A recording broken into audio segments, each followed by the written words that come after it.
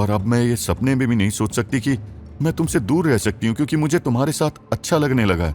बस मैं तुमसे ये कहना चाहूंगी कि मैंने कभी पास्ट में भी कभी कोई ऐसा काम नहीं किया जिससे तुम्हें शर्मिंदा होना पड़े, लेकिन मेरे पास्ट की भी कुछ बातें ऐसी है जो तुम्हें बिल्कुल पसंद नहीं आएगी, और ना ही मैं तुम्हें उन सब बातों के बारे में बता सकती हूँ। अगर तुम्हें कभी कहीं और से इस बारे में पता चले तो मैं तुमसे रिक्वेस्ट करती हूँ कि तुम मुझे कभी छोड़कर मत जाना, क्योंकि अब मैं ये सब बर्दाश्त नहीं कर पाऊंगी। ये बातें करते हुए नैना की आंखें नम हो गई थी और उसने वहीं पर रुककर अथर्व को अपने गले से लगा लिया था। अथर्व को तो पहले ही उसके एक आदमी ने बता दिया था कि कोई मिस नैना को तलाश कर रहा है, और रही सही बातें मनीषा जी ने बता दी थी। अथर्व ने भी उसे टाइट हक कर लिया और कहा, अब तुम्हें मुझसे कोई अलग नहीं कर सकता, और मैंने भी तुम्हें बताया कि मेरे भी कुछ ऐसे सीक्रेट हैं जो शायद तुम्हें बिल्कुल भी पसंद ना है, और वक्त आने पर तुम्हें उनके बारे में पता चल ही जाएगा। और तुम भी मुझसे नाराज मत होना, और मैंने पहले ही तुम्हारी कंडीशन सुन ली थी। मेरा भी किसी भी लड़की के साथ कोई रिलेशन नहीं था। दोनों ने एक दूसरे से बातें करके अपना मन हल्का कर लिया था, लेकिन अथर्व को नहीं पता था कि वो नैना के बारे में जो बात जानता था वो तो उसकी 1% भी नहीं है, जिसकी वजह से उसे डिप्रेशन का सामना करना पड़ा। उसे नहीं पता था कि नैना का भी एक दर्द भरा सीक्रेट है। वो कभी नहीं चाहेगी कि अथर्व को इस बारे में कभी भी पता चले, और अनुभव शर्मा ने उसके साथ जो किया, उस दिन के बाद उसे लड़कों के नाम से ही नफरत हो गई थी।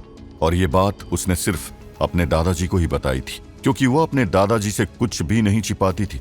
दादाजी नैना की टेंशन में काफी ज्यादा परेशान रहने लगे थे, लेकिन किस्मत को शायद कुछ और ही मंजूर था, जो कि आज अथर्व नैना के साथ था।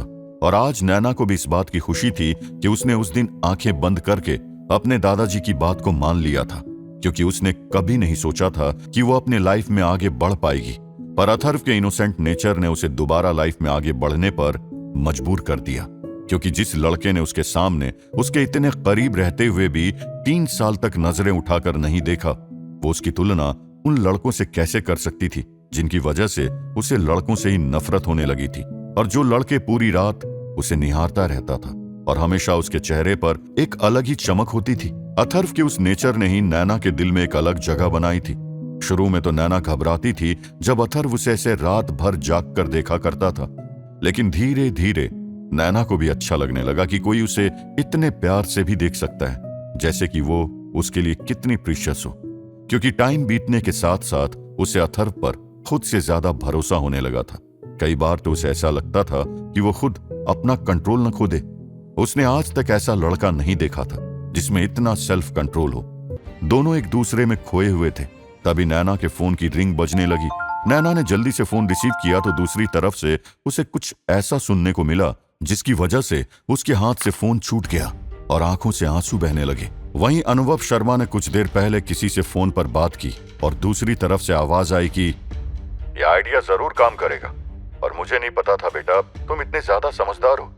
एक वो नालायक है जिसने कभी भी हमारे बारे में नहीं सोचा, और एक तुम हो कि फ्रेंडशिप खत्म होने के बाद भी नैना के लिए इतना कुछ कर रहे हो।